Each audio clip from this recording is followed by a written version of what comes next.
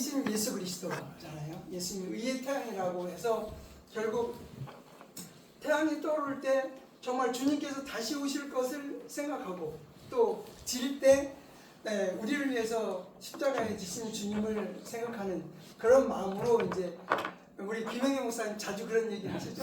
예, 저도 같이 공감했는데 그래서 그것을 좀 가르쳐줘야 되겠다 생각해서 흔쾌히 응했어요. 그랬더니 아침 한 6시경에 와가지고 이제 샌드위치까지 준비해가지고 왔어요. 그래서 이제 기쁘게 먹고 그 앞 산에 좀 가서 이제 가면서 이제 그 얘기를 해줬는데 정말 올 한 해도 주님께서 다시 오신 그런 이제 소망, 저 복된 소망과 우리의 구원자 주 예수 그리스도의 영광스러운 나타나심을 이제 고대한다, 사모한다고 한 것처럼 그런 마음으로 이제 살아갈 수 있기를 바랍니다. 오늘 본문 보시면 이제 골로새서 1장 21절로 2장 3절까지인데요. 이제 오늘 읽을 말씀은 우리 주보에 있는 대로 25절부터 27절까지 그 나머지 부분은 또 오후에 이렇게 나누도록 이렇게 하겠습니다. 그러면 제가 25절, 27절까지 한번 먼저 읽어보겠습니다. 오늘 말씀, 내가 교회의 사역자가 된 것은 너희를 위하여 너희에게 주어지는 하나님의 분배 사역에 따라 하나님의 말씀을 성취하기 위해서니라. 이는 곧 여러 세대들과 여러 시대들과 여러 세대들로부터 감춰져 왔으나 이제는 그분의 성도들에게 명백하게 드러난 신비니라. 하나님께서는 이 신비의 영광의 부여함이 무엇인지를 이방인들 사이에서 성도들에게 알리기를 바라시느니라. 이 신비는 너희 안에 계신 그리스도 곧 영광의 소망이시라. 예, 잠깐 기도하고 말씀을 이렇게 상고하겠습니다. 하나님 아버지, 오늘 새해 첫날을 우리에게 허락하시고 하나님께서 우리에게 한 해를 주신 것을 감사하면서 또 예배를 드릴 수 있게 하심을 감사합니다. 우리의 삶이 하나님 안에서 복되게 하시고 또 하나님의 생명이 우리 안에서 흘러넘침으로 풍성한 삶이 될 수 있기를 소망합니다. 오늘 주신 이 말씀을 통해서 하나님의 경륜 또 하나님의 분배 사역을 알게 하시고 우리를 하여금 그리스도를 흘려가는 통로가 될 수 있도록 선하게 인도해 주옵소서. 진리의 성령님께서 깨닫게 하시고 또 우리의 마음속에 하나님의 뜻을 아는 것으로 충만히 채워 주시옵소서. 우리 주 예수 그리스도의 이름으로 기도하옵나이다. 아멘. 오늘 제목이 조금 어렵죠, 그죠? 그 하나님의 분배 사역과 신비. 원래 이제 다른 성경에서는 분배 사역이 경륜이라고 되어 있어요. 경륜이라고 되어 있는데 이제 분배 사역이라고 되어 있는데요. 경륜이라는 많이 들어봤죠, 그죠? 경륜을 뭐 자전거 사이클 그게 경륜이 아니고 성경에서는 하나님의 이제 통치 방식이다 그래요. 통치 방식이다. 그러니까 여러분 가장들은 자기 가정을 다스리잖아요. 가정을 다스리는 그런 개념이에요. 그러니까 하나님께서 인간을 창조하시고 마지막까지 하나님께서 어떻게 이 인류를 통치하실 것인지 다스릴 것인지 하는 그 원리를 이제 얘기를 하는 건 말씀하시는 건데, 그래서 이제 이것을 성경학자들이 이렇게 나눠놨어요. 그러니까 처음에 아담과 하와가 그 에덴 동산에서 살았잖아요. 무죄의 시대에 있어요. 무죄의 시대에 있었는데 그 검증을 받았는데 검증에서 실패했죠. 그러니까 선악을 알게 한 나무를 먹지 말라 하는 그 검증에서 실패했어요. 그래서 결국 쫓겨나서 이제 그 다음에 양심 시대로 넘어왔어요.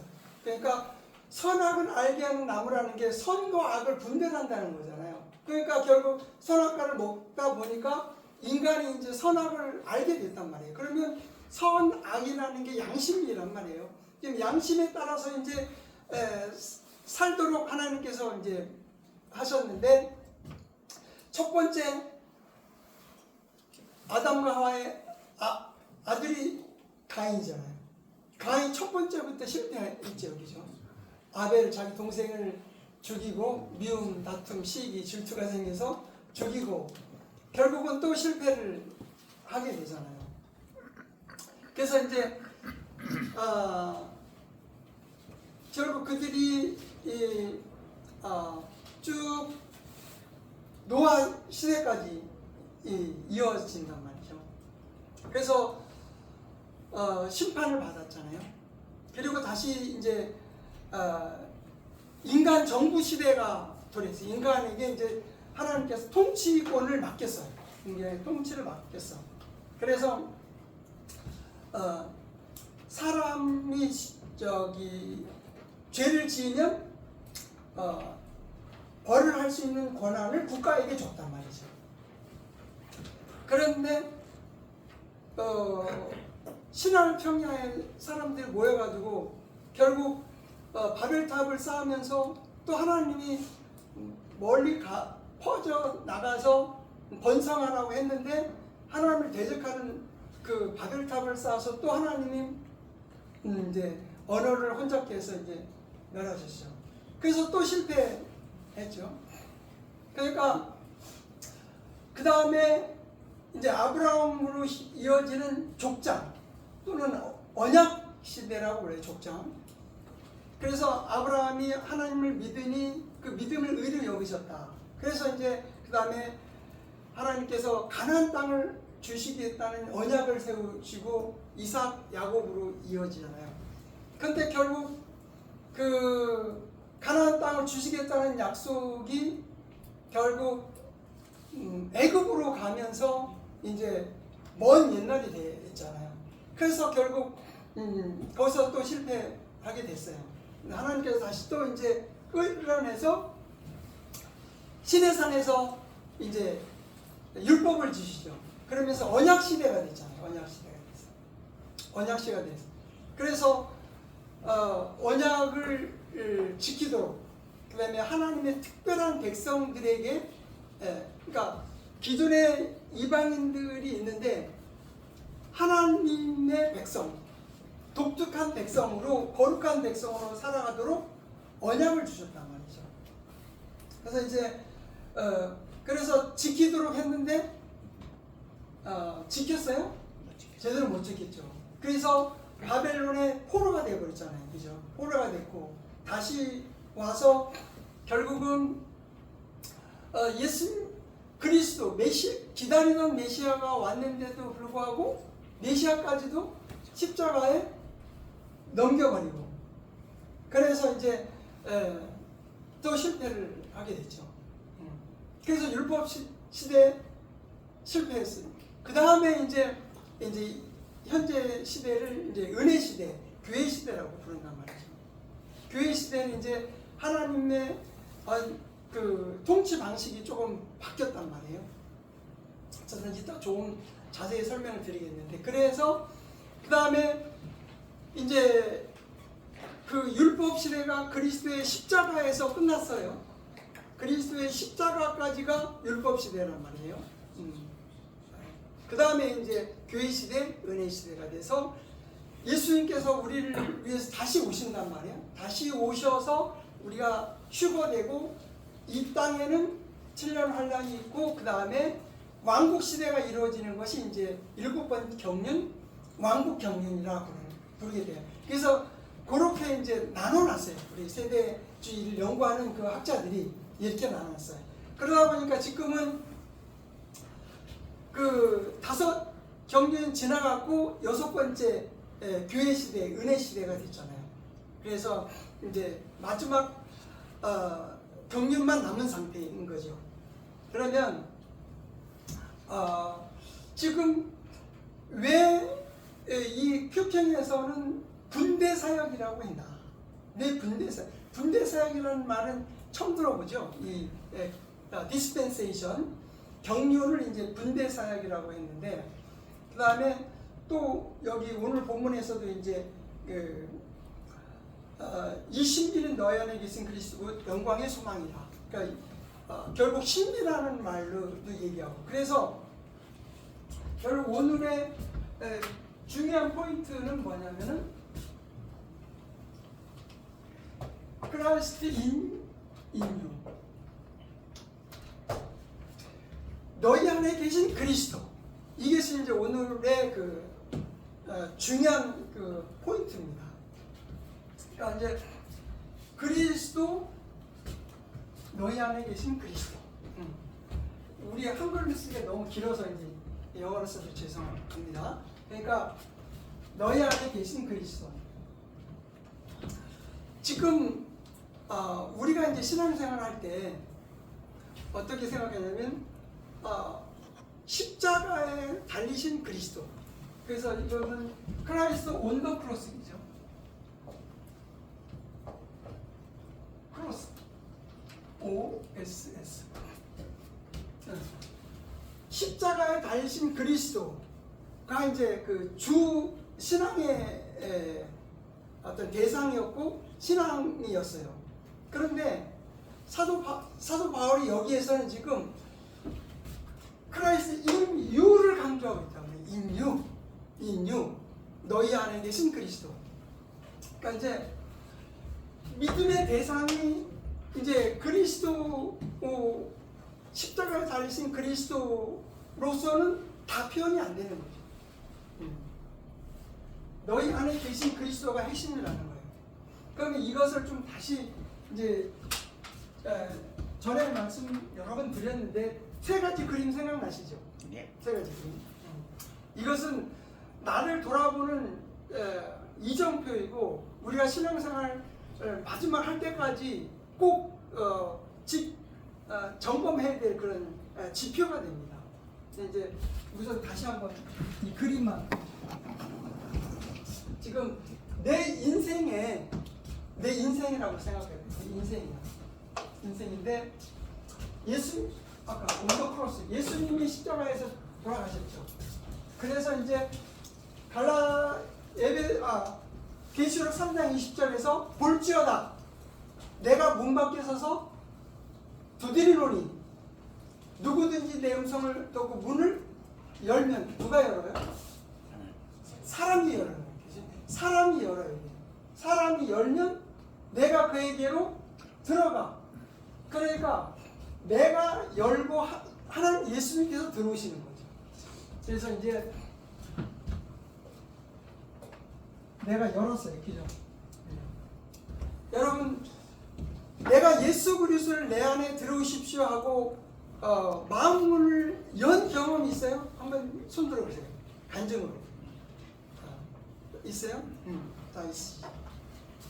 근데 이제 하성 자매님 생각이 나는데, 저 2년 전에 제가 첫 메시지를 할 때 대치님은 죄사함으로 그리스도를 가렸다 이런 얘기를 하시더라고.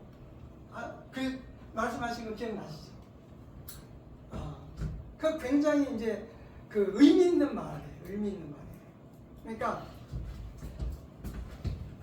예수님이 뭐 하신 일을 아는데 거기에서 멈추는 것이 신앙이 아니고, 그 그리스도가 어떤 분이냐는 거예요. 그 그리스도가, 그러니까 요한복음 1장 12절에 영접하는 자 곧 그 이름을 믿는 자들에게는 하나님의 자녀가 되는 권세를 줬어요. 그러니까 예수 그리스도를 받아들이라는 거예요. 그러니까 예수님이 이 땅에 오셔서 십자가에서 죽으시고 부활하시고 다시 오실 그리스도이신데, 그것을 아는 것으로 충분하지 않고 그분이 내 안에 영접해야 된다, 받아들여야 된다, 마음속에.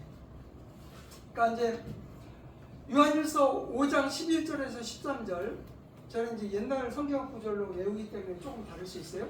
또 증거는 이것이니 하나님이 우리에게 영생을 주신 것과 이 생명이 그의 아들 안에 있는 그것이니라. 아들이 있는 자에게는 생명이 있고 아들이 없는 자에게는 생명이 없느니라. 내가 하나님의 아들의 이름을 믿는 너에게 이것을 쓴 것은 너희로 하여금 너에게 영생이 있음을 알게 하려 합니다. 그러니까 이 예수 그리스도가 내 안에 들어오셨다. 그러면 영생이 있는 거고 예수 그리스도가 없다. 그러면 영생이 없는 거예요. 그러니까 깨닫는다는 거 하는 것은 그 다음 단계로 넘어가야 되는 거예요. 예수 그리스도가 내 안에 그 나의 구속 사역을 완성하신 그 예수 그리스도가 내 안에 있느냐 없느냐가 좀 그거에서부터 신앙이 출발한다는 거죠. 그것부터 출발하는 거예요. 그러니까 영접하는 자 곧 그 이름을 믿는 자는 하나님의 자녀가 되잖아요. 그럼 하나님의 자녀가 되는 것에부터 신앙생활이 출발하는 거지 그 이전에는 신앙생활이 성립되지가 않아요. 그러니까 사탄 안에 속해 있는데 내 자식이라고 할 수가 없잖아요. 하나님 안에 있어야 돼. 내 자식이라고 하나님께서 돌보시는 거죠. 일단 그래서 내 안에 들어오셨어요. 다시 한번 여러분에게 예수 그리스도가 내 안에 계십니다 하는 분 다시 한번 손 들어보세요. 네. 손 들어보세요. 자, 감사합니다. 그러면 이제 두 번째 단계 들어오셨어. 그러면 이제 그 예수님을 우리가 뭐라고 부르지? 주 예수 그리스도죠. 주라는 게 뭐야? 로드죠. L-O-R-D. 로드가 뭐예요? 주인이라는 거예요. 주인.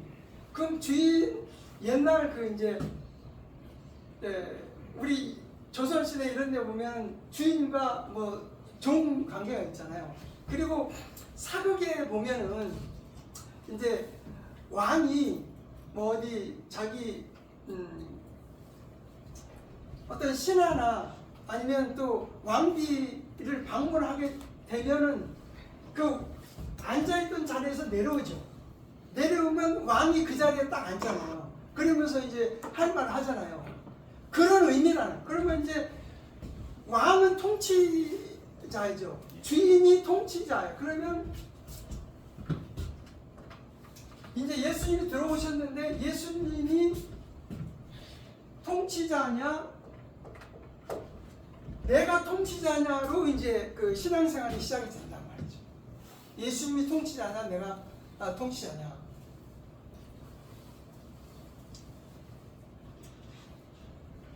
그러면은 이 두 가지가 신앙생활이 시작이 되는데 끊임없이 우리는 이제 예수님이 나의 주인님이시라는 것을 고백해야 되는 거예요. 그래서 기도할 때 주 예수 그리스도의 이름으로 기도합니다. 또는 주님 하고 고백하는 거예요. 그러면 주님이라고 고백하는 것은 내가 그리스도의 통치를 받겠습니다 하는 얘기예요. 근데 우리가 이제 그 주님이라고 고백하지 않을 때는 무엇의 지배를 받아요? 하의 통치를 받는 거예요. 그러니까 이게 내가 있고 그리스도는 이제 그 내 발밑에 있어요. 그러면 예를 들어서 왕이 사극에서 왕이 딱 그 신하에 갔는데 신하가 딱 그 자리에 있고 왕이 옆에 있다고 한번 가정을 해봐요. 어떻게 되겠습니까? 이건 당장 이제 처형이지. 당장 처형이겠지. 사실 그렇게 생각해야 되는 거예요. 그렇게 생각해. 그러니까 지금 이제 그 예수님이 죽으시고 부활하셨을 때, 그리고 예수님이 그 죽은 자를 살리시고 하나님이심을 보였을 때 제자들이 주님이라고 고백을 했단 말이죠. 그리고 부활하신 예수 그리스도를 만나고 나서 진정으로 주는 그리스도시요 살아가신 하나님. 그러니까 그 도마가 고백했던 것처럼 그 하나님이라고 고백을 하게 되잖아요. 그러니까 이제 내가 주님의 통치를 받겠다는 그런 고백인데 여전히 내가 주인으로 보면은 그다음에 이제 하나님께서 기뻐하시지 않겠죠. 지금 만약에 진짜 이 왕조 시대라면 당장 처형을 당해야 되는 건데 하나님이 긍휼과 자비로 지금 우리가 살아가고 있습니다. 그래서 이제 하나님의 자비와 긍휼이 무궁하심으로 우리가 진멸되지 아니하나이다. 이것이 아침마다 새로우니 주의 성실이 크도소이다. 에레미야 몇 장이죠 그게? 네? 에레미야 3장. 에레미야 3장? 네, 그렇죠. 그런 거예요. 그래서 첫 번째 이거다. 그래서 그리스도 인류라는 거예요. 내 안에 계신 그리스도. 그러면은 우리가 그리스도께서 내 안에 계시다는 것을 수시로 인식할 필요가 있는 거예요. 그러면 왜 인식을 잘 못하냐? 우리 안에 이제 두 번째 그림. 그래서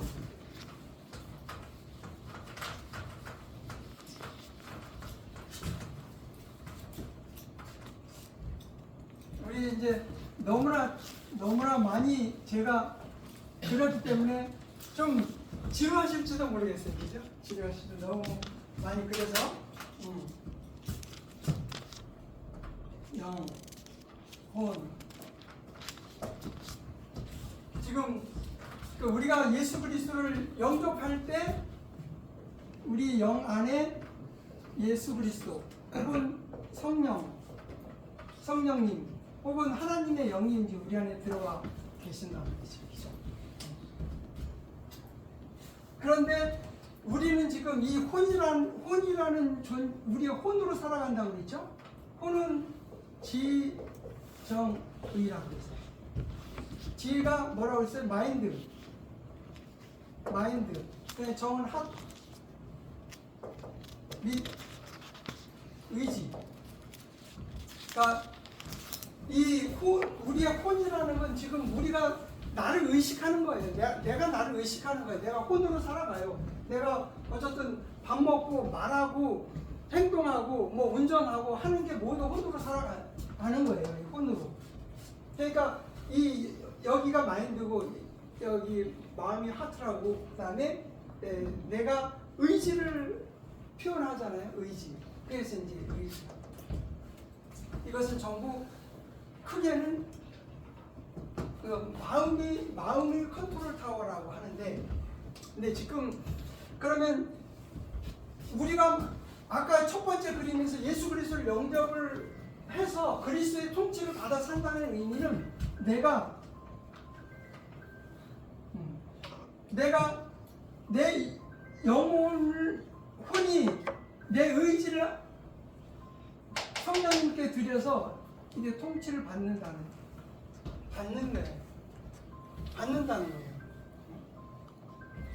그런데 우리가 보통 어떻게 살아가면 내 혼으로 살아간단 말이에요. 내 혼으로 살아가요. 내 혼으로 살아가. 내 혼으로 살아가는 건 전혀 문제가 안 되는 거예요. 우리가 혼으로 살아가는 건 전혀 문제가 안 되죠. 우리가 밥 먹을 때 먹고, 그런데 이게 영으로 살아간다는 의미는 뭐예요? 일단은 밥 먹을 때 우리가 식사 기도를 하잖아요. 그러면 내 혼이 영에 불복하는 거예요. 그러면서 감사를 드리는 거죠. 그것은 홍의 지배를 받는 거예요. 아주 단순한 거잖아요. 그죠? 단순한 걸로부터 시작하는 거예요. 내가 어디 걸을 때 내 혼이 걸어. 그렇지만 주님 나를 인도해 주십시오. 그러면 내 의지를 영께 드리는 거예요. 성령께서 나를 인도해 주시는 거예요. 그래서 이런 삶이 시작이 돼야 된다는 거죠. 그런데 만약에 아무 의식 없이 혼으로 살아갈 수가 있죠. 무려 못 살아가, 다 살아가. 그러나 하나님과는 관계가 없다는 거예요. 하나님과는 관계가 없다. 그래서 지금 로마서 우리가 6, 7, 8장 공부했잖아요. 14장까지, 15장까지. 로마서 8장 1절에 보면 그러므로 그리스도 예수 안에 있는 자에게는 결코 정죄함이 없나니 이는 육신을 육신을 따라 살지 아니하고 성령을 따라서 사느니라. 이죠? 그러니까 그리스도 안에 있다는 것은 육신을 따라서 사는 게 아니고 이제 영을 따라서 산다는 거예요. 영을 따라서 살아다. 아까 여기에 이제 여기는 육신이 있죠. 몸하고 죄하고 죄의 본성이 섞이는 게, 그러면은 이 영은, 이 혼이 이런 깨닫고 마음으로 느끼고 그 다음에 의지를 발휘해서 의지를 성령께 드려서 통치를 받는 이 혼의 삶이 돼야 된다는 거지. 그래서 이 혼으로 하나님께 찬양을 드리는데 그냥 입으로 찬양하는 게 아니고 내 마음속에서는 어때요? 의지를 하나님께 드림으로 그 영에 따라서 찬양을 드린다 이 말이죠. 그러면 이렇게 안 하고 내 혼으로 살아가는 것은 하나님이 원하시는 마음은 전혀 다르다는 거죠. 그래서 이제 로마서 8장에서 8장 10절 11절 이렇게 보면 그리스도의 영이 없으면 그리스도 사람이 아니라고 했죠. 그리스도의 영이 없으면 그리스도의 사람이 아니야. 그러니까 그리스도의 영이 없으면, 그리스도의 영이 들어오지 않았으면 그리스도의 사람이 아니라는 건 뭐예요? 하나님과 관계가 없다는 거예요. 나는 그리스도인이 아니라는 거예요.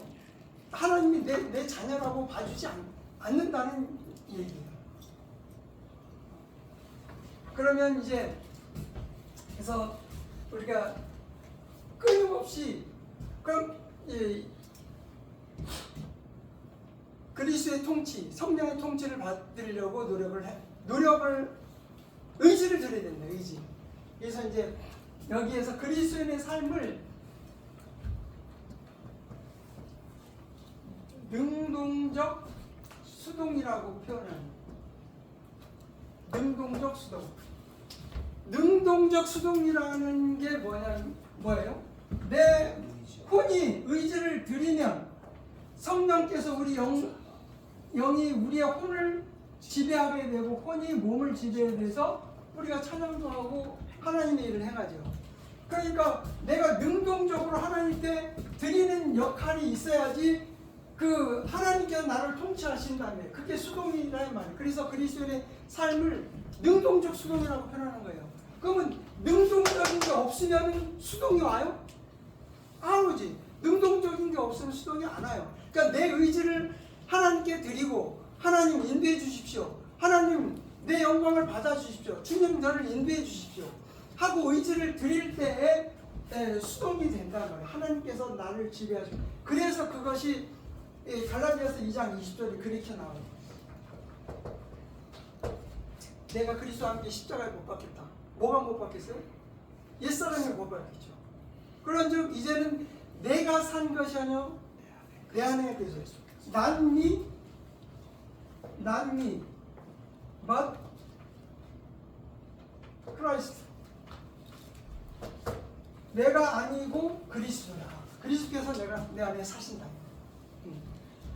그러니까 이 갈라디아 2장 20절이 그 모든 신앙인들이 고백이 되어야 되는 거예요. 이것이 진정한 고백이 되어야 되는 거예요. 목사나 그 성직자들만이 고백이 아니고 모든 그리스도인이 고백이 되는 거예요. 나의 육신은 십자가에 못 박혀 죽었다 이 말이에요. 그러니까 이제 그래서 내가 그리스도를 영접함으로 나는 새로운 창조물이 됐잖아요. 고린도후서 5장 17절. 그런즉 누구든지 그리스도 안에 있으면 새로운 창조물이라. 이전 것이 지나갔으니 보라 새 것이 됐다. 그래서 새 것이 됐으니까 내가 아니고 그리스도께서 내 안에 사신다. 그래서 그리스도께서 통치하시는 삶을 살아야 된다는 거죠. 이 원리에 따라서 살아야 되는 거예요. 그러면 제가 지금 로마서부터 계속 이거 말씀드리죠. 왜 자꾸 이 말씀을 드리겠어요? 저도 잘 안 되고 여러분도 잘 안 될 가능성이 있기 때문에 말씀드리는 거예요. 단정된 건 아니지만 제가 이제 또 하도 제가 시간을 어겨가지고 제가 최근에 이제 수영을 한다고 그랬잖아요. 이제 1년 가까이 한 10개월 돼요. 처음에 10m도 못 갔다가 지금 이제 200m를 갑니다. 200m를 이제 3번 했는데 지금 강사가 똑같은 말을 계속 반복합니다. 어쨌든 숨을 어떻게 쉬어라, 팔은 어떻게 하라, 다리는 어떻게 하라. 그런데 처음에 잘 안 돼요. 수영 잘 하시는 분들은 어렸을 때 배웠을 때는 그 어려움이 없으실 거예요. 지금. 그런데 성인이 되고 나서 배울 때는 잘 안 돼요. 그런데 그 말을 계속 듣고 또 듣고 그 다음에 유튜브 보고 또 보고 노력해보고 하다 보니까 이제 10m 가게 되는 거예요. 그러더니 좀 있으면 25m 가게 되고 그 다음에 50m 가게 되고 그러니까 이제 이제는 200m 그러니까 25m짜리니까 8번인 거죠. 갔다 올 수 있는 것이 되는 거예요. 그런데 그게 그냥 되는 게 아니고 끊임없이 노력을 하기 때문에 된다 이 말이에요. 의지를 들이기 때문에 되는 거예요. 그러니까 자꾸 똑같은 얘기를 해요. 그러니까 강사가 똑같은 얘기를 하면 화가 나기도 하죠. 똑같은 얘기를 하면. 그런데 나는 잘한다고 하지만 강사가 옆에서 보면은 틀린 거거든. 틀린 거야.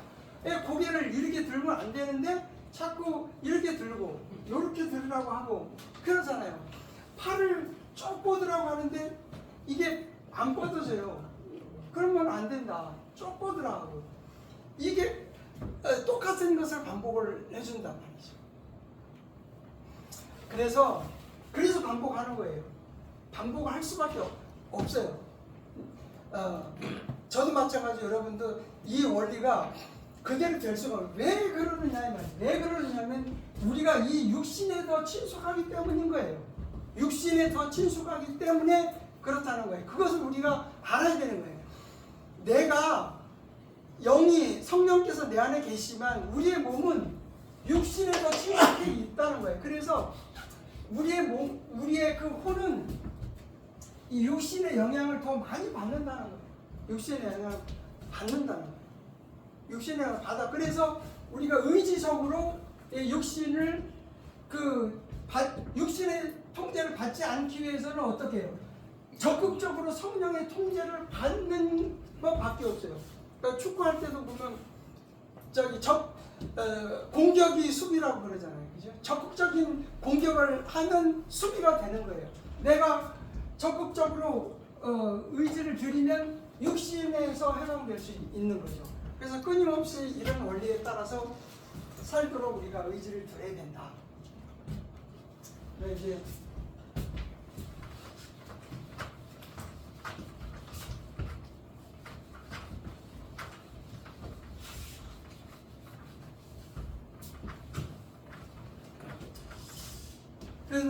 그리스도 크라이스트 인 유. 그래서 이제 너희 안에 계신 그리스도 예수께서 내 안에 계시다는 거예요. 그런데 이게 느껴집니까? 예수님이 내 안에 계신다는 게 느껴집니까? 그런데 우리의 신앙생활은 이제 느낌으로 하는 게 아니고 말씀을 받아들이는 거예요. 사실 똑같은 얘기 여러 번 드립니다. 예수님께서 2000년 전에 십자가에서 달려 돌아가셨다는 것은 우리가 성경을 통해서 받아들이잖아요. 받아들이죠. 그러면 예수 그리스도를 받아들이면 내 안에 오신다는 것도 성경이 말씀하고 있잖아요. 그러니까 그걸 믿는 거예요. 그래서 신앙생활은 from face to face라고 그러잖아요. 믿음에서 믿음으로. 처음부터 예수 그리스도를 영접하는 믿음으로 살고 진행 과정도 믿음으로 살아가는 겁니다. 그죠? 그래서 이제 어쨌든 이 그리스도께서 내 안에 계신다 하는 것을 의식을 해야 됩니다. 그래서 여러분이 아침에 일어나면 주님 오늘 하루도 저를 인도해 주십시오. 그런 주님이라는 고백을 해야 되고 주님께서 나를 인도해 주신다는 고백을 해야 되지. 그렇지 않고 그냥 살아가면 뭐예요? 내가 살아가는 거죠. 그럼 내가 잘 살 수 있어도 하나님과는 아무 상관이 없을 수 있다. 없을 수 있다. 제가 뭐 감히 단정할 수는 없는 거고요. 없을 수 있다. 없을 수 있다. 근데 사실 이제 저는 지난번에도 여러분 말씀드렸지만 이제 직장 생활하면서 어쨌든 퇴직을 하고 나서는 경제적인 거 이제 그 부담 안 하고 최소한으로 하고 어쨌든 말씀 보고 하나님의 뜻 가운데 살 수 있는 환경을 만들어야 되겠다 생각해서 이제 뭐 퇴직 같은 거 다 이렇게 처리하고 지금은 이제 말씀 보고 또 어쨌든 아이들 이제 말씀 안에 있도록 하는 그런 쪽으로 살고 있는데 좀 너무 행복해요. 저는 너무 행복해요. 그래서 특별히 또 자녀들을 이렇게 이제 결혼시키고 지난 주에는 내가 갈보리 침례교회 이제 참여하게 됐는데 저기 주로 6명이 함께 하나님을 찬양하는 자리에 있다 보니까 경배하는 자리에 있다 보니까 얼마나 감격스러운지 모르겠어요. 그래서 이제 어쨌든 그래서 이제 우리의 삶이 그리스도의 통치를 받는 삶이 되도록 여러분이 이제 끊임없이 의지를 드려야 되고 그래서 하나님의 임재 가운데 여러분을 놔야 된다요. 하나님의 임재 가운데 여러분을 놓는 연습을 하셔야 돼요. 임재 가운데. 근데 이제 이 부분을 오늘 읽은 본문을 다시 한번 이제 설명을 좀 드리겠습니다. 봐봐요. 이제 아까 7 경륜 말씀드렸는데 거기서 다 말씀드릴 건 없고 이제 5번째 경륜하고 6번째 경륜, 다시 말하면 율법 시대하고 지금 교회 시대를 비교해서 좀 설명을 드릴게요. 봐보세요. 이제 경륜 또 하나님의 분배 사역이라고 그랬는데 지금 하나님께서는 지금 이제 경륜에 따라서 지금 저희 통치해 가시는데 그동안에는 하나님께서 외부에 계셨단 말이에요. 계셔서 사람에게 명령하시고 계명을 주셨어요. 그러니까 이제 율법 시대에는 그 이스라엘 백성들이 있고 거기에 성전이 있었잖아요. 성전이 있고 성전을 하나님의 집이라고 불렀죠. 그리고 하나님께서 거기에 거하셨어요. 그죠? 거하시면서 그들에게 계명을 주셨잖아요. 그리고 그 계명을 지켜라 하고 말씀을 하셨어요. 그러니까 이스라엘 백성 있는 가운데 거하셨어요. 그런데 이제 신약에 오면은 하나님께서 어떻게 하시냐면 교회의 소단이 우리 사람을 뭘로 성전으로 삼으셨잖아요. 사람을. 그러니까 옛날 이스라엘 백성 중에 성전이 하나님의 집이었는데 어쨌든 이제 신약 시대에는 사람의 몸을 하나님의 집으로 삼으시고 우리 안에 거하시는 거잖아요. 그래서 하나님께서 하나님 자신을 우리에게 분배해 주신 거라는 거예요. 분배해 주신 거예요. 그래서 여기에 그 경륜을 분배 사역이라고 하는 거예요. 하나님 자신을 우리에게 분배해 주셨다. 그러니까 지금 누구를 통해서? 예수님을 통해서. 예수님의 영이 그러니까 각자 예수님을 분배해 주셨잖아요. 여러분에게 분배해 주셨죠. 분배해 주셨어. 그래서 하나님의 경륜이 바뀐 거죠. 하나님의 통치 방식이 율법 시대에는 이제 하나님의 백성 중에 거하시면서 계명을 주시고 이걸 살아라 그랬는데 못 살았죠. 그러면서 하나님께서는 이제 어떻게 보면 최종적인 하나님의 그 통치 방식인 거예요. 최종적인 통치 방식이 이제는 밖에서 명령해가지고 되는 일이 아니니 그 다음에 내가 그들 안에 들어가겠다는 거예요. 그들 안에 들어가서 그들이 이제 나와 같이 만들어서 하나님과 같은 본질을 만들어서 이제 결국은 그 나와 같은 사람들이 모인 것이 교회잖아요. 교회죠. 교회인 거야. 그러면 교회를 하나님의 경륜의 마지막 단계로 볼 수 있는 거죠. 그럼 교회가 그리스도의 몸이라고 하죠. 몸이라고 하는 거와 동시에 신부라고 부르잖아요. 그리스도의 신부. 그리스도의 신부. 여러분 결혼을 많이 하셨죠. 그러면 부모 입장에서는 아들 딸도 있으시지만 아들로 예를 들면 아들이 어쨌든 예쁜 신부를 맞이해가지고 가정을 꾸미는 것이 부모는 굉장히 기쁨이죠, 그죠? 기쁨이요.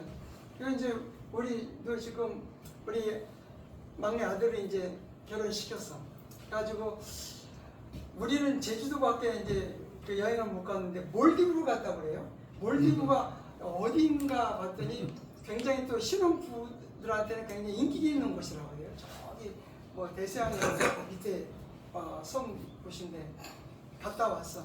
그래가지고 이제 신혼집을 차려서 이제 살고 있어. 둘이서 얼마나 친밀한지 모르겠어요. 잘 살고 있어요. 이것을 영적인 의미로 한번 풀어보면 우리가 예수 그리스도를 영접을 했어 이제.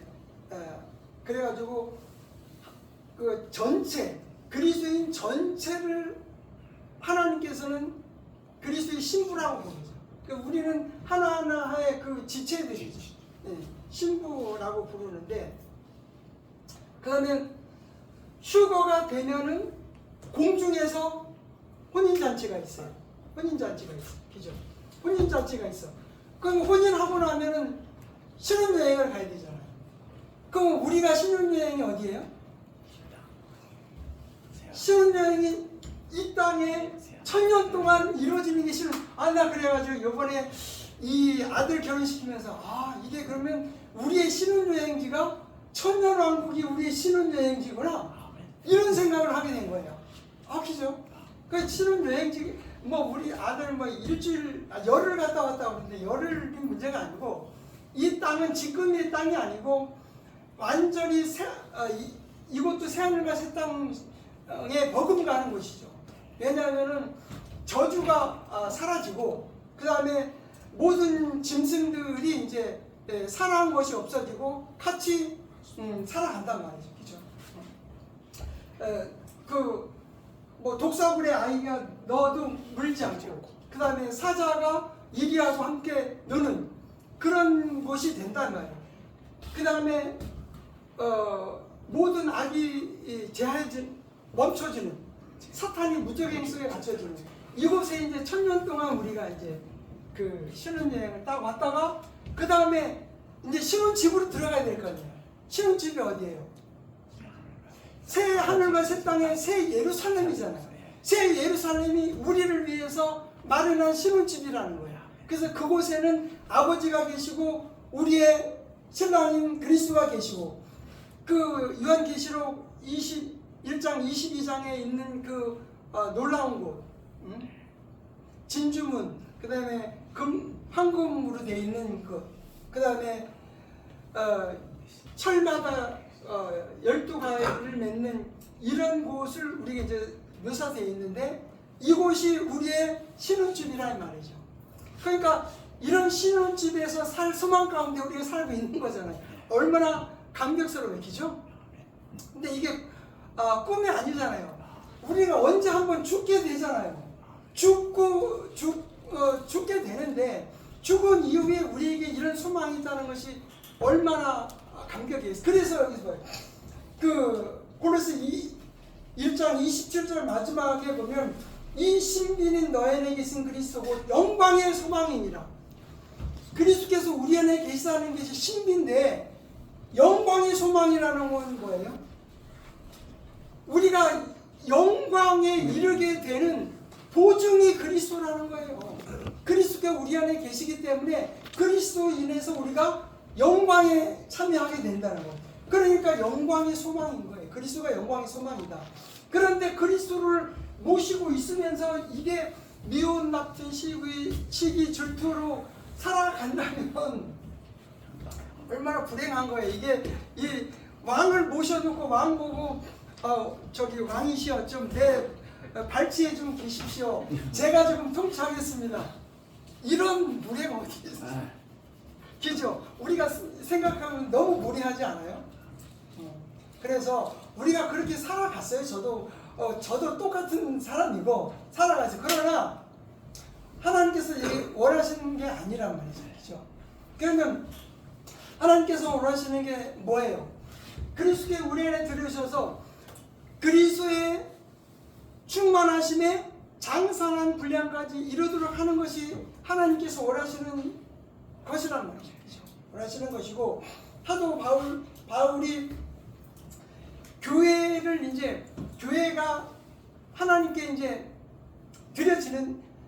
드려지는데, 이 드려지는 이 교회가 어떻게 되냐면 거룩하고, 그다음에 비난받을 것이 없고 책망받을 것이 없이 하나님께 드려졌다고 말씀하십니다. 여기 몇 장 여기 우리 오늘 본문에서, 그러니까 이제 그리스도께서 하나님과 우리 사이를 화해를 시켜가지고 우리를 그리스도께서 하나님께 드렸어요. 어떤 존재가 됐어요? 이제는 원수 관계가 아니고 거룩하고 비난받을 것이 없고 책망받을 것이 없는 자로 그리스도께서 우리를 아버지께 드렸단 말이에요. 그러니까 이제 우리는 그러한 신분에 맞게 살아가도록 하기 위해서 사도 바울은 내 이 교회를 위해서 그리스도의 남은 고난을 내 육체에 채운다, 이렇게 얘기합니다. 그러니까 그리스도께서 이제 사역을 위해서 십자가에서 고난을 당하셨는데, 그리스도는 지금 위에 계신데 교회는 지금 이 땅에 있잖아요. 이 땅에는 지금 핍박과 고난이 있잖아요. 그런데 이 교회에 당하는 고난을 또 막아야 되고, 또 교회가 이제 우리가 사실 예수 그리스도를 영접한다고 치면은 아까 하신 대로 육신을 따라서 습관적으로 살아가는 게 우리 삶이잖아요. 그러니까 사도 바울이 끊임없이 뭐예요? 가르치고 책망하고 선포하고 그런 일을 하는 거죠. 그렇게 해서 이제 그리스도의 안으로 들어오고 이렇게 만드는 사역을 사도 바울이 하는 거예요. 그래서 결국은 사도 바울이 그 하나님의 분배 사역, 이제 하나님께서 예수 그리스도를 통해서 자신을 우리 안에 분배를 해 주셨으니까 이 분배된 각각 개인이 모인 것이 교회니까, 이 교회 안에 또 성령께서 그리스도께서 함께 하신다고 했단 말이에요. 그럼 이 교회를 통해서 누가 영광 받으셔야 돼요? 아버지와 아들이 영광 받으신다는, 이 교회를 통해서. 그러니까 우리 하나가 하나님의 집이면서 동시에 우리가 하나님의 집들이 모여서 교회의 지체들이 됐잖아요. 그러니까 이 안에 그리스도께서 영광 받으시고 그리스도께서 통치하시는 것이 되어야 된다는 거예요. 그죠? 그래서 이제 그렇게 되기 위해서 우리가 지난번 이제 로마서 6, 7, 8장, 그다음 12장, 13장, 14장을 하면서 결국 성도 간에 어떤 원리로 살아야 되느냐, 사도 바울이 얘기를 한 게 세 가지가 있었죠. 일단은 receive, 받으라는 건 뭐예요? 그러니까 우리가 예수 그리스도를 영접하는 것도 받는 건데, 내 기준으로 보면 사람들이 약한 분이 많잖아요. 그런데 그러면 그런 사람까지도 받으라는 거예요. 그 받는 기준이 뭐예요? 하나님께서 지옥 갈 수밖에 없는 나를 받아주셔서 영원한 새 예루살렘의 백성으로 삼아 주셨으니 받으라는 거예요. 받으라. 그 다음에 받으라는 걸 리시브 하더라. 그 다음에 세우라. 에디파이라고 그랬어요. 옛날 성경에서는 덕을 세우라는 말로 되어 있는데 세워주라는 거예요. 세워주라. 그러니까 연약한 사람이 보면 어떻게 하라? 세워주라는 거예요. 교회의 원리가.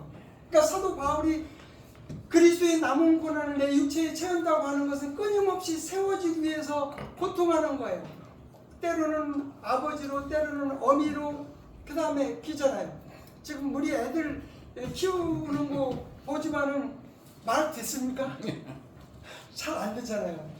특히 사춘기가 되면은 이게 엄마 말은 안 듣고 친구의 말은 듣고.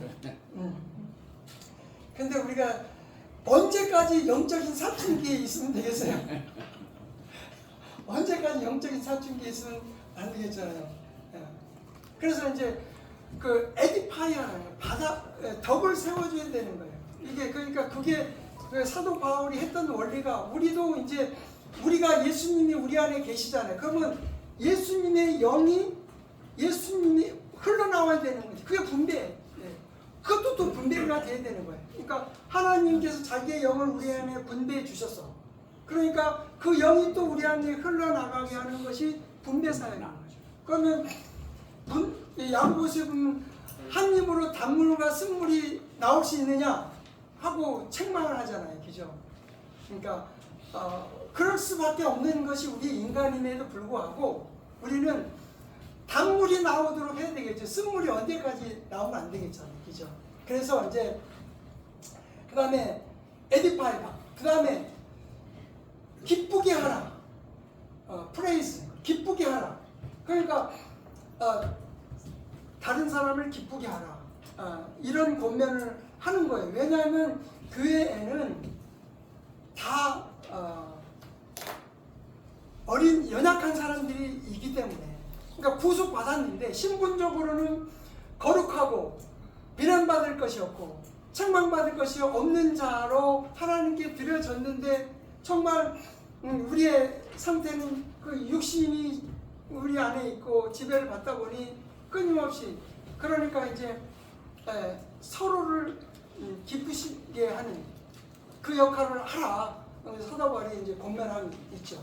그래서 이제 오늘 좀 이제 이 오늘 본문 제가 원래 처음에 의도했던 본문을 쭉 한번 읽어보고 오늘은 이제 좀 일찍 마치도록 하겠습니다. 너무 길게 했었지. 한번 골로새서 1장 21절부터 2장 3절까지 좀 길기는 한데요. 제가 한번 천천히 읽어 보겠습니다. 그러니까 한번 이제 오늘 들은 말씀을 좀 상기하면서 들어보시기 바랍니다. 21절 골로새 1장 21절 그런즉 너희는 한때 사악한 행위들로 너희의 생각 안에서 멀어져 원수들이 되었으나 그러니까 이제 우리는 하나님으로부터 멀어져서 사탄의 지배 아래서 원수가 되었었죠. 이제는 그분께서 예수 그리스도께서 화해하게 하셨더니 누구하고 누구 사이에? 하나님과 나 사이에 하나님과 우리 사이에 화해하게 하셨으니 그분의 육신의 몸 안에서 죽음을 통해서 그리하셨느니라. 그러니까 화해하는 그 희생은 그리스도가 자기의 몸을 희생해서 화해했다는 거죠. 너무나 고귀하죠. 그래서 우리가 그리스도를 구원자여 주님으로 고백하는 얘기죠.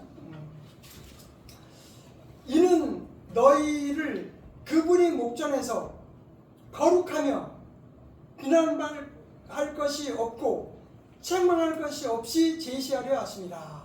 그러니까 이제 예수님이 하나님과 우리 사이를 자기의 죽음으로 화해를 하셨기 때문에 우리는 지금 어떤 존재가 됐어요? 거룩하며 비난할 것이 없고 책망할 것이 없이 하나님께 드려졌다는 거예요. 신분적으로 드려진 존재가 됐어요. 그러니까 이제 거룩한 신분이 되기 때문에 사탄이 우리를 참소한다 그래도 우리는 하나님께서는 그리스도께서 야 내가 그를 위해서 십자가에서 피를 흘렸기 때문에 너의 참소는 무익해. 내가 모든 죄값을 지불했어 하고 얘기를 하면 사탄이 더 이상 참 수 없다는 거예요. 그래서 비난할 것이 없다는 거예요. 그 다음에 책망할 것이 없다. 책망할 것이 없이 제시하려 하십니다. 그래서 구원받았다면 예수 그리스도에 구원받았다면 만일이라고 되어 있는데 여기서는 조건으로 볼 것이 아니고 만일 터가 잡히고 그러니까 예수 그리스도를 영접해서 구원받았다면 터가 잡히고 정착된 그 믿음 안에서 너희가 지속할 것이다 이 말이에요. 직소가 될 것이다. 그렇지 않겠어요? 정말 그 흑암의 권세에서 그의 아들의 소중한 왕국을 우리를 옮겨주신 그리스도의 희생을 알고 믿었다면은 그 다음에 터가 잡히고 정착 그 믿음 안에서 너희가 지속하지 않겠습니까? 그렇죠. 그 다음에 너희가 들었던 복음의 소망이 뭐예요? 우리가 예수 그리스도를 영접해서 소망을 가지게 됐어요. 하늘에 쌓여있는 소망이라고 1장 앞부분에 얘기했었죠. 하늘에 쌓여있는 소망, 궁극적인 소망은 새 예루살렘. 소망 곧 하늘 아래에 있는 모든 창조물에게 저마다 선포된 복음의 소망에서 옮겨지지 아니할 것이다 하는 거예요. 안자면 그리하리라. 나 바울은 이 복음의 사역자가 되었다. 그래서 이제 예수 그리스도께서 하나님과 우리 사이에 화해 제물이 되어서 화해를 이루었다. 그래서 그 화해하는 사역을 내가 지금 하고 있다 이 말이죠. 그러니까 사람들에게 하나님과 화해하라 하는 얘기예요. 너희는 하나님과 원수가 되었다.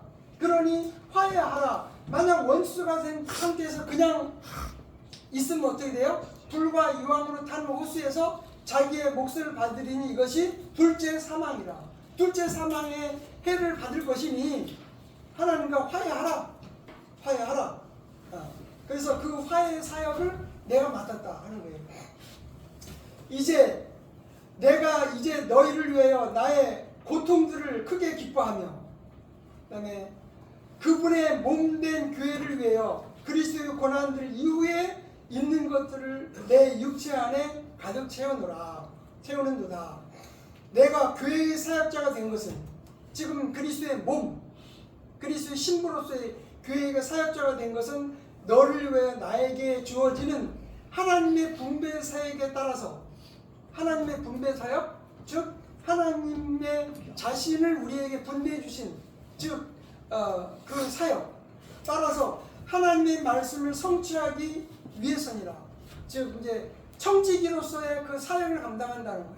청지기로서 하나님의 집을 다스리는 청지기로서의 일을 감당하겠다. 이는 곧 여러 시대들과 여러 세대들로부터 감추어져 왔으나 이제는 그분의 성도들에게 명백하게 드러난 신비니라.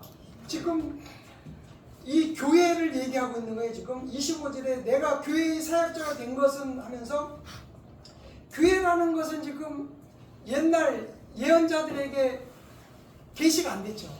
그러니까 여러 시대들과 여러 세대들로부터 감춰져 있었단 말이에요. 교회는 감춰져 있었어요. 하나님이 사람에게 들어가셔서 하나님 자신을 분배한다는 것이 이스라엘 사람들에게 이해할 수가 없는 거죠. 그리고 그 사람들이 모인 것이 교회가 돼가지고 그 교회가 그리스도의 몸이고 그리스도의 신부로서 장차 새 하늘과 새 땅에 들어갈 존재라는 것이 도저히 계시가 안 됐었죠.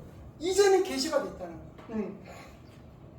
예, 드러난 신비라 그래서 신비라는 건 뭐냐면 옛날에 신비는 다른 말로 비밀이라는 뜻이 있긴 있는데 옛날에는 감춰져 있던 것이 지금 계시된 거 그것이 신비라는 거예요. 그러니까 교회는 신비예요. 뭐예요? 교회는 신비. 옛날에는 감춰져 있으니까 지금은 계시된 거. 그리스도께서 우리 안에 계신 거 이게 신비예요. 왜냐? 옛날에는 그런 게 그렇게 하겠다는 것이 하나님께서 말씀하시지 않았어요. 그런데 예수님을 통해서 우리 안에 들어오시니까 하나님께서 우리 안에 계신다는 이게 신비라는 거예요. 하나님께서는 이 신비의 영광의 부요함, 이 신비, 그리스도께서 우리 안에 계신 이 영광, 이 영광의 부요함이 무엇인지를 이방인들 사이에서 성도들에게 알리기를 바라시는 이라. 봐봐요. 구약시대에는 이방인들이 하나님의 그 축복의 영역 안에서 벗어나 있었잖아요. 벗어나 있었죠. 오직 이스라엘 백성들에게만 주어진 복이었단 말이에요. 이방인들은 예외가 되세요. 단지 이방인 중에서 특별히 이제 유대인들이 된 사람에게만 복이 임했는데, 근데 이제 지금 교회 안에 교회라는 그리스도의 몸 안에는 유대인도 들어올 수 있고 이방인도 들어올 수 있죠. 이것이 또한 신비인 거죠. 그러니까 교회 안에서 그리스도께서 이방인과 유대인의 담을 헐어버렸다. 이게 신비다. 이 신비는 너희 안에 계신 그리스도 곧 영광의 소망입니다. 그래서 그리스도께서 내 안에 계신다는 것은 이것이 신비다. 어쨌든 그래서 여러분이 느낌이 없다고 쳐도 내가 그리스도를 내 구원자로 받아들였다면 예수님이 내 안에 계신다. 크라이스트 인니, 크라이스트 인니. 한번 따라 크라이스트 인니. Christ in me. 예, 아멘. 그래서 그리스도께서 내 안에 계신다는 거예요. 계신다. 그것이 영광의 소망이다. 그리스도께서 나 안에 계신데 나를 불과 유황을 타는 호수로 하나님께서 던지실 수가 있어요? 하나님 자신을 나에게 분배하셔놓고 나를 지옥에 던지실 수가 없잖아요.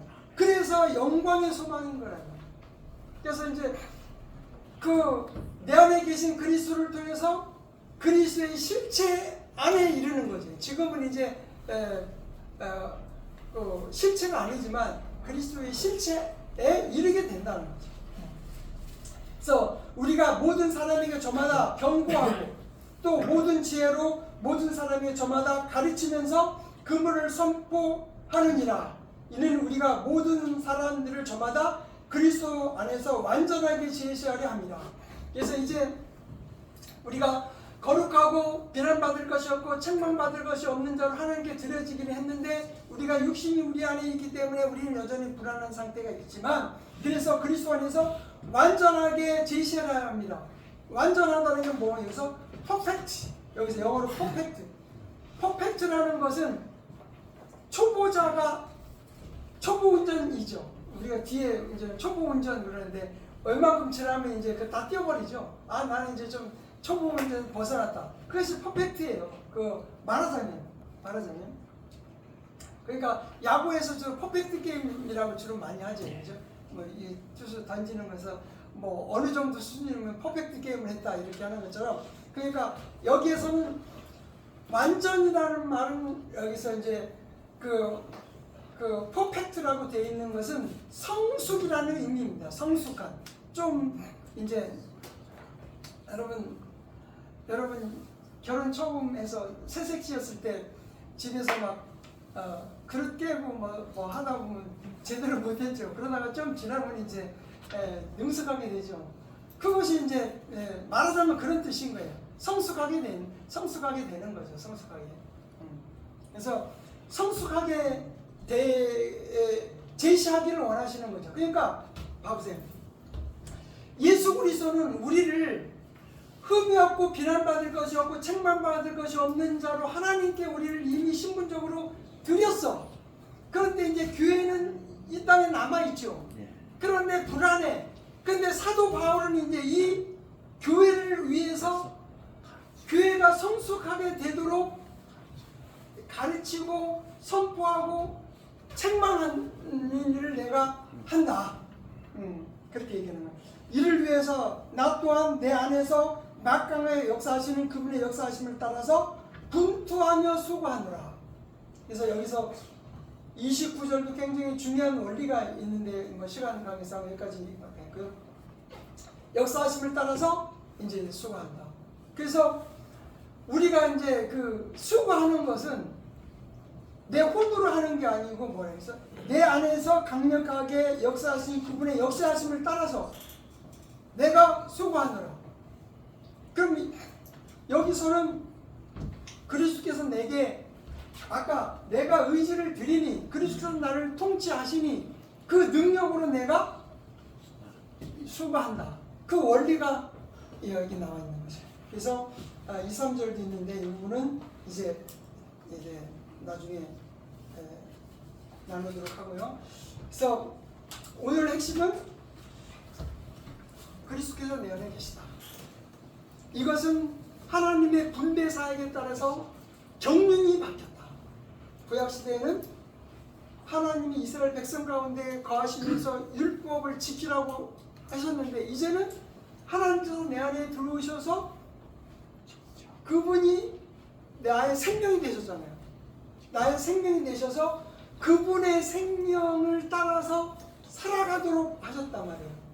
그러면서 예수님이 소망이 되는 거지, 그죠?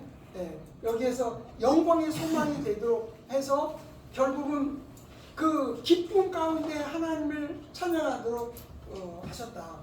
그러면 우리가 어떻게 살아야 되느냐? 그리스도께서 나 안에 계시다는 걸 끊임없이 시인하고 고백하는 삶. 내일 잠자고 일어나면 주님 저를 인도해 주십시오 하고 의식적으로 기도하고 일을 하러 갔을 때도 뭐 눈 감고 하면 되잖아요. 주님 어떤 일을 합니다. 인도해 주십시오. 그렇게 하면서 주님께 의뢰하고 그래서 의지적으로 나를 하나님의 임재 아래 놓도록 하라는 거예요. 하나님의 임재 아래 놓도록 하는 그런 삶을 살아야 되겠다. 그리고 이제 나 하나하나가 하나님의 전인 것처럼 하나님의 전들이 모여서 교회를 이루었는데 이 안에서도 하나님의 영광이 나타나야 되잖아요. 하나님의 영광이 나타나야 되니까 여기에서도 그리스도가 분배되어야 되지. 하나님이 분배되어야 된단 말이에요. 그래서 하나님이 분배되도록. 그러니까 교제 가운데에서도 하나님이 분배되도록. 어떻든 우리가 일상 얘기를 할 수가 있어요. 그러나 일상 얘기를 하면서 그것이 궁극적으로는 영적인 것으로 전환이 돼야 되죠. 그 육신적인 것으로 끝나면은 의미가 없단 말이죠. 전환돼야 돼요. 그래서 그런 삶을 삽시다. 그래서 오늘 그렇게 하고요. 찬양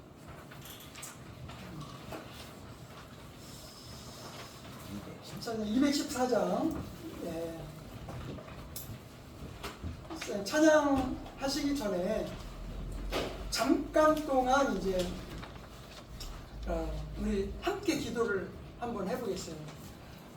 나는 예수 그리스도를 영접했는가? 그 다음에 그렇다면 예수 그리스도께서 내 마음의 왕좌에 앉아 계신가? 정말 크라이스트 인 미, 내 안에 계신 그리스도의 통제를 받고 살고자 하는 의지가 있는가? 그래서 그렇게 지금까지 살지 못했다면 그렇게 살고자 하는 의지를 내가 드리겠는가? 이렇게 잠깐 한번 기도하고 찬양하도록 하겠습니다.